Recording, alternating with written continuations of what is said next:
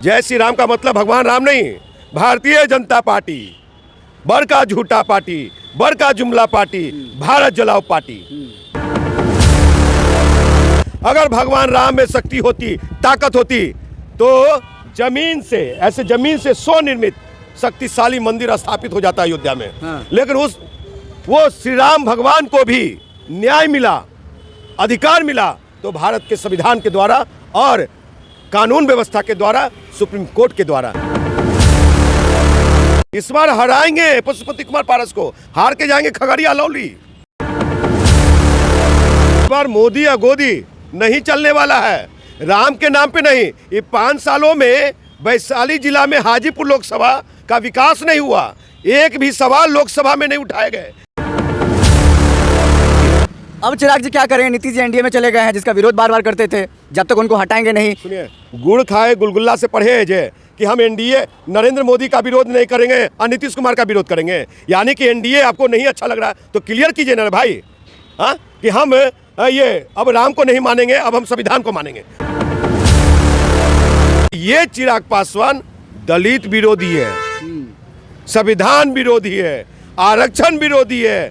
ये चिराग पासवान नागपुरी संघी दलित है, झंडे वालन का संघी दलित है। बिहार में चाचा भतीजा बहुत फेमस हैं, एक तरफ नीतीश कुमार, दूसरी तरफ देखिए तेजस्वी यादव, और एक और खेमा है चाचा भतीजा का, वो पशुपति पारस और चिराग पासवान का है। लेकिन हम दूसरे खेमे की बात कर रहे हैं, चिराग पासवान और पशुपति पारस की। पशुपति पारस बीते दिनों भाजपा के राष्ट्रीय अध्यक्ष जेपी नड्डा से मुलाकात करते हैं और साथ में अपने तीनों चारों जो सांसद हैं उनसे भी मिलवाते हैं। मतलब साफ संकेत था चिराग पासवान की तरफ कि हमने अपने सांसदों को एकमुश्त कर लिया है और इस बार फिर से चुनाव लड़ेंगे मजबूती के साथ। चिराग पासवान, तुम्हारा क्या होगा?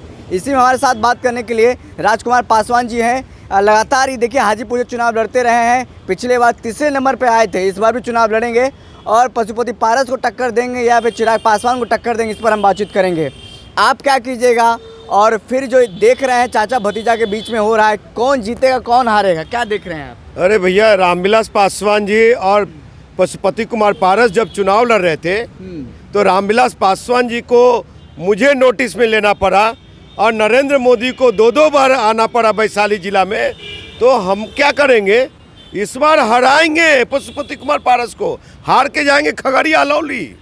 ये दावा ढकोसला है कि झूठा है, प्रधानमंत्री मोदी का उन पर हाथ है, समझ रहे हैं ना? अरे साहब सुन लीजिए, इस बार मोदी या गोदी नहीं चलने वाला है, राम के नाम पे नहीं।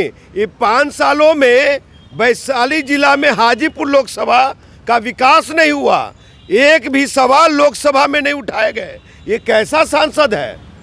ये हाजीपुर के इतिहास में सबसे घटिया सांसद, सबसे बेकार सांसद, ना काम करने वाला सांसद है। जो विकलांग भाई अगर अपना भवन मांगे उठने बैठने का तो जमीन मांगते हैं मंत्री महोदय, सांसद महोदय।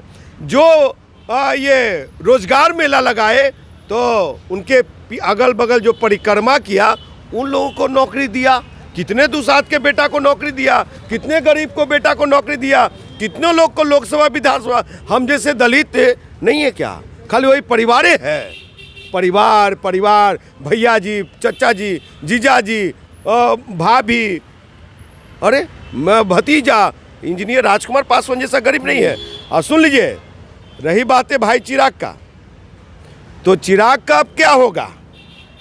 क्योंकि एक थे चाचा भालू, मोदी जी का चाचा भालू, और भतीजा यानी चिराग पासवान मोदी का हनुमान। तो इन लोग को तो जंगल में रहना चाहिए। आदमी से क्या सरोकार, मानव से क्या सरोकार?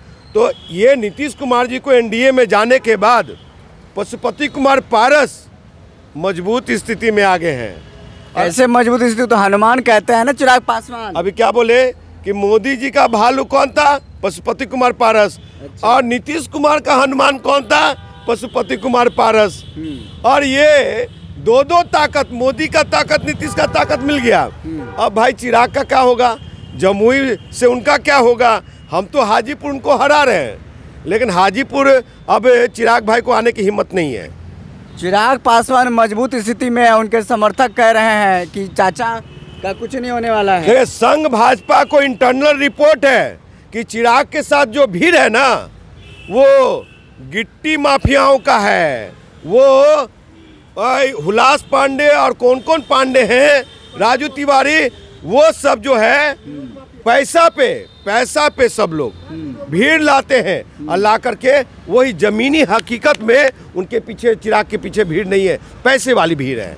अब चिराग जी क्या करें? नीतीश जी एनडीए में चले गए हैं, जिसका विरोध बार बार करते थे, जब तक उनको हटाएंगे नहीं। सुनिए, गुड़ खाए गुलगुल्ला से पढ़े जे कि हम एनडीए नरेंद्र मोदी का विरोध नहीं करेंगे और नीतीश कुमार का विरोध करेंगे, यानी कि एनडीए आपको नहीं अच्छा लग रहा तो क्लियर कीजिए ना भाई, हाँ, कि हम ये अब राम को नहीं मानेंगे, अब हम संविधान को मानेंगे। बोलने में शर्म आ रहा है, बोल के तो देखिए आप। तो वो कलेजा नहीं है, ये गट्टो की लहरी चमक छिलो रानी मुंबई में तो चले नहीं। बिहार की राजनीति में गजनी स्टाइल पे दाढ़ी पे मतलब हाथ फेरते हैं, बोनट पे बैठ करके हाथ हिलाते हैं और जय श्री राम बोलते हैं, नमो मोदी, मैं मोदी का हनुमान है। ये हालात है साहब। तो ये चिराग पासवान दलित विरोधी है, संविधान विरोधी है, आरक्षण विरोधी है। ये चिराग पासवान नागपुरी संघी दलित है, झंडे वालन का संघी दलित है। दीनदयाल उपाध्याय और नाथूराम गोडसे को मानने वाले लोग हैं। श्यामा प्रसाद मुखर्जी बाबा साहब को मानते तो आज सामाजिक न्याय के साथ होते ये। आपके दावा में कितनी सच्चाई है? क्योंकि आज की जो जनता है वो राम के नाम पर वोट करेगी, राम मंदिर के नाम पर वोट करेगी। आपके पास क्या है? इस देश में सबसे बड़ी ताकत हम संविधान को मानने वाले लोगों का है और जय श्री राम हमारे कंधे पे बैठ करके राज कर रहे हैं। जय श्री राम का मतलब भगवान राम नहीं, भारतीय जनता पार्टी, बड़का झूठा पार्टी, बड़का जुमला पार्टी, भारत जलाओ पार्टी, वो पार्टी की बात कर रहा हूँ। तो ये चाहते हैं कि मनुस्मृति को फिर से माथे पे, कंधे पे हम लाद लें।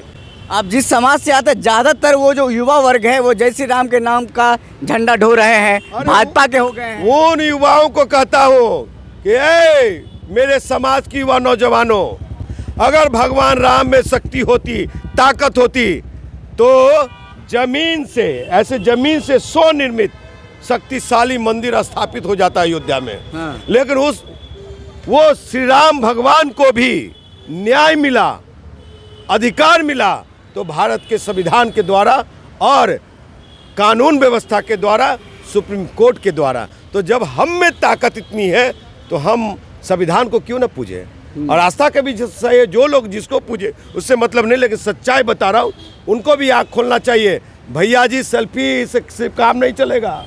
जो आपकी समस्या को लोकसभा में रखेगा, जो आपके ये दुख सुख में साथ रहेगा, और आप बेरोजगार हैं तो आप युवा नौजवान बेरोजगारों के लिए कितना बात किया है मोटा भाई से, अमित शाह से, नरेंद्र मोदी से, कि बिहार का 13 करोड़ आवाम छोड़िए भाई चिराग पासवान पारस जी ये बात करते हैं कि हमारे जाति के बेटा लोग घर में बेरोजगार बैठा हुआ है, वो शिक्षित हो, अशिक्षित हो, अनपढ़ हो, पढ़ा लिखा हो, चाहे मैनेजमेंट क्या हो, घर में बेरोजगार है। मोदी साहब उन लोग को रोजगार दीजिए, नौकरी दीजिए। क्यों नहीं बात करते हैं यह मोदी के हनुमान अब भालू।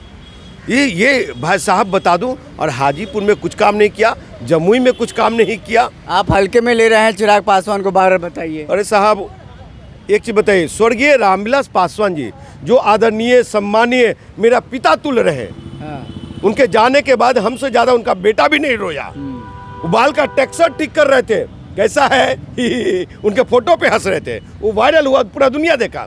लेकिन मैं रोया था वहाँ घाट पे, सबसे आंसू। तो उनसे बड़ा कद न चिराग पासवान का है और न पशुपति कुमार पारस का है, जिनको मैं मुंह तोड़ जवाब दिया, टक्कर दिया। पशुपति कुमार पारस को बिहार का कैबिनेट मंत्री होते हुए टक्कर दिया, वहाँ की जनता ने तीसरा स्थान दिया। और तीसरा स्थान के बाद एक बड़ी पहचान है इस बार हाजीपुर का। साथ सुन लीजिए, ये इस बार जो है ना, वैशाली जिला ने तय कर लिया है, मन बना लिया है कि हाजीपुर हमारा है, बाहरी को भगाना है। बहुत हुआ चच्चा भतीजे का खेल, अब की बार इंजीनियर राजकुमार पासवान